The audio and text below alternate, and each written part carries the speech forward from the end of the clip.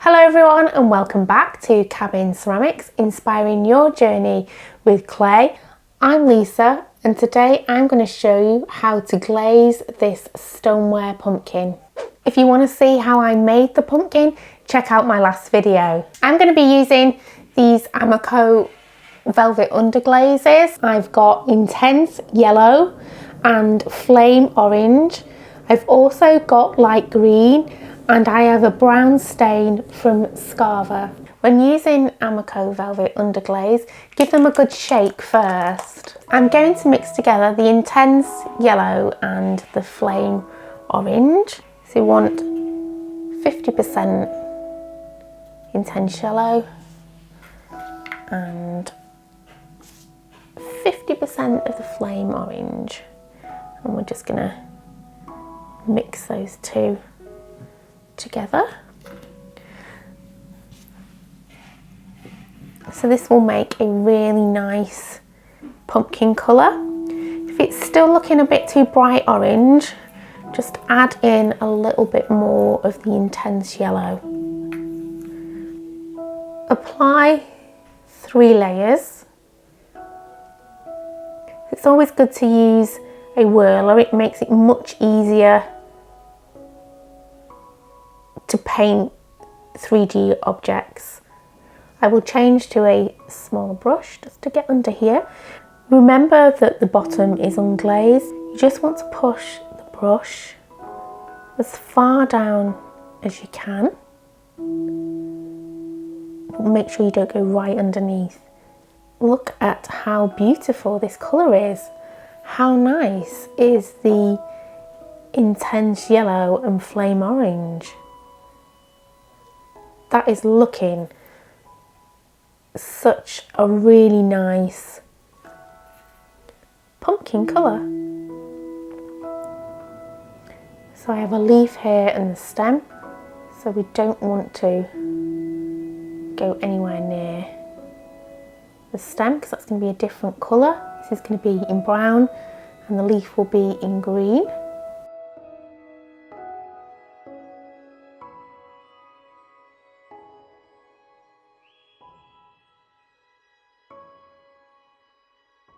The 3 coats of glaze is looking good. I'm really pleased with it. I'm now going to paint the stem. So I'm going to do that in a brown colour and I'm also going to paint the leaf in green. Yeah, so to create the brown colour, you could use the flame orange with the intense yellow and add some green. The next thing to do is I add a little bit of stain. So this is a chocolate stain. You can use mason stains.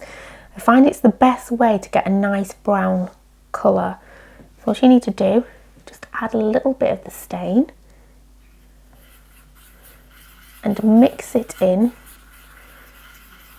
with the colours that we've just added together, which was the flame orange, the intense yellow and the light green.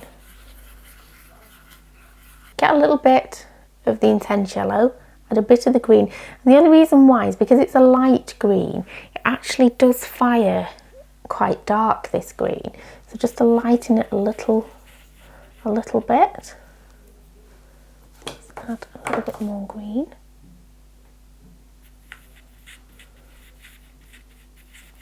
Let's start to glaze the stem.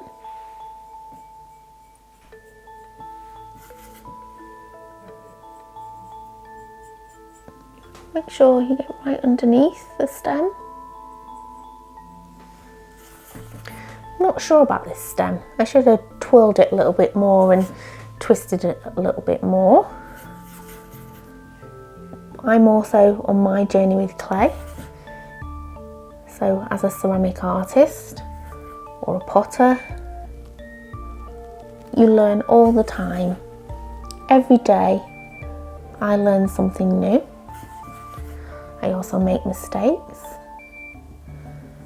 and then sometimes things will come out of the kiln and they will look just exactly how I imagine them to be in my mind, and that gives me a real sense of achievement. So remember the golden rule, which is to always apply 3 coats if you're using Amaco velvet underglazes. If you want that vibrant colour, if you want something that's more toned down, you could do 2 layers. Never do 1 because it will just look too translucent. Take the brown down, but I'm going to also start to mix in the orange as well with the browns and the stem. You can see the stem then just naturally going into the pumpkin.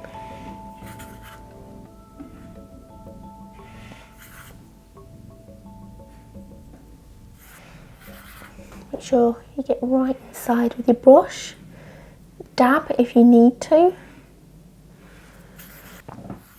What you can also start to do, well, this is just having a little dry, is you want to try and get some shading into the pumpkin. So what I do is I use the brown again, and just into the lines, it's a little tiny bit of brown. Just gives just like you would be painting a picture, it starts to give a little bit of depth to the piece and a bit of shading. Make the bottom a little bit darker, especially this area here. Here's some natural lines here. Yay, that was good.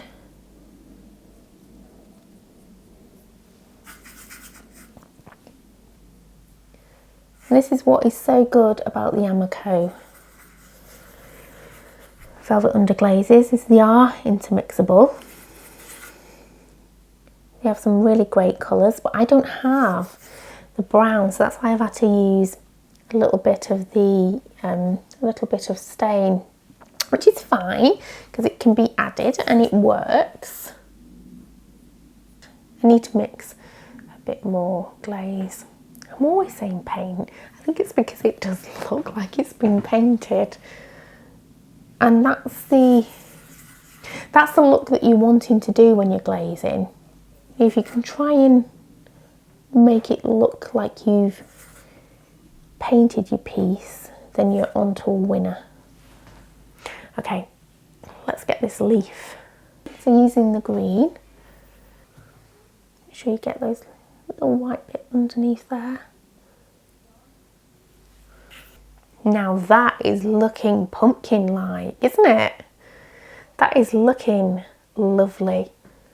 Look at those colours, how lovely. I can't wait to see how this comes out with the glaze firing. So I've run out, so you just mix in the yellow and the orange again. Add in a little bit of the green, so tone it down a little bit to make it into a light brown. And then remember just to add a little sprinkle, just a little tiny sprinkle of the stain. And you don't need to add any water. Oops. Uh-oh. That was a big mistake. How am I going to get that out of there? Right, I need a brush. I need a brush. I don't want to waste this, do I?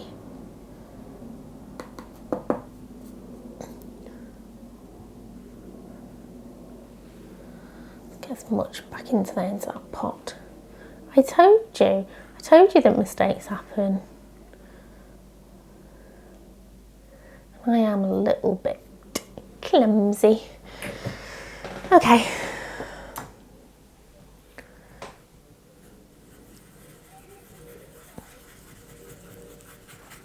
Mix that in again. Mix it all together with the green,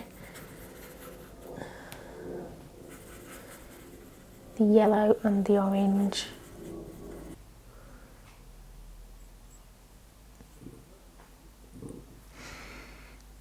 Let's finish off some shading around this area.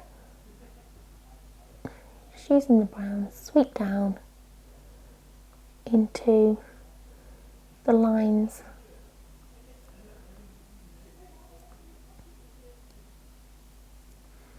This is how I do shading when I'm painting. It just looks a little bit more natural then. Okay, I'm going to go with the final layer on the stem. A little bit more darker just around here and underneath. And that is it. That is how you glaze a pumpkin using Amaco velvet underglazes. Once glazed, I usually leave my work overnight to dry and then pop it into the kiln. The pumpkin can go straight into the kiln for a firing, or what I like to do is add a transparent or clear glaze which can be brushed on or dipped. The pumpkin will be fired at cone 6 or 1230 degrees Celsius.